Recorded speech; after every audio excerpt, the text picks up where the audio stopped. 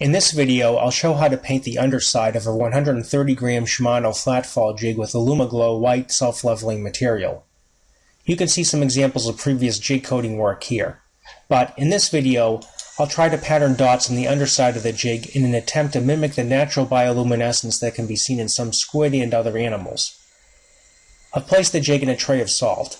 This is useful because the salt is hard enough to support the jig but also soft enough that the jig can be pushed into it, allowing you to have a level surface to apply material to.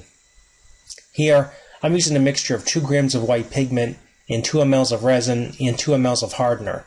You can use more or less pigment depending on how much glow effect you want or how you want to control the rate of self-leveling with this material.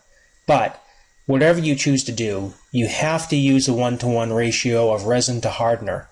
Anything else will result in the coating not curing. I'm adding the smallest dots I possibly can with the pointed end of the mixing stick. You can also use a long pin for even finer detail, which I probably should have done for this video. I'll fill in the bottom and add material to the edges of the jig, making the smallest dots I can. At this point, I'll fast forward through the next 10 minutes of the process. You can see what comes in the kit here. The kit comes with 8 mLs of resin, 8 mLs of hardener, and an 8 gram tube of pigment in one of 5 colors: white, green, violet, blue, or aqua. The kit also comes with 3 mL syringes with 15 gauge blunt-ended needles and some mixing cups.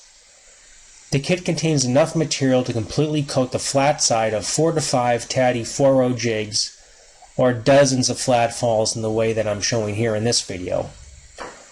Now, flat falls perform very well for a variety of inshore and offshore fish and have become very popular on the West Coast.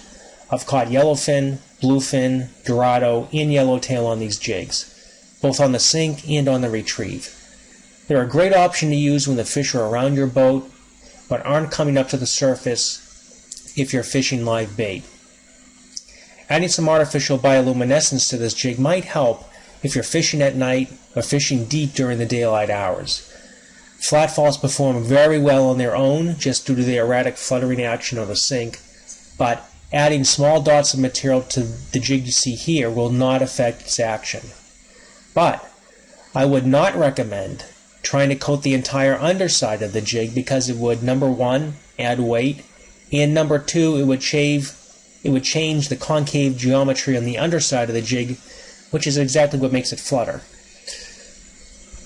Now, the difficult part about using this material, and I'm almost done here, is its tendency to self-level.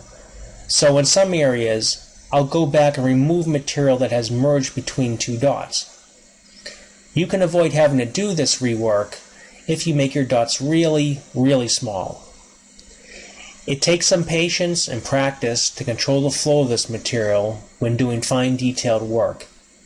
And for applications like this, it can be beneficial to increase the viscosity of the mixture by increasing the concentration of pigment that's in it. That will slow down the leveling process some and make the dots less likely to merge together. Now, I'll charge the material with a 365 nanometer UV flashlight to see how it looks. You can pick up a 365 nanometer UV flashlight from Amazon for about $20.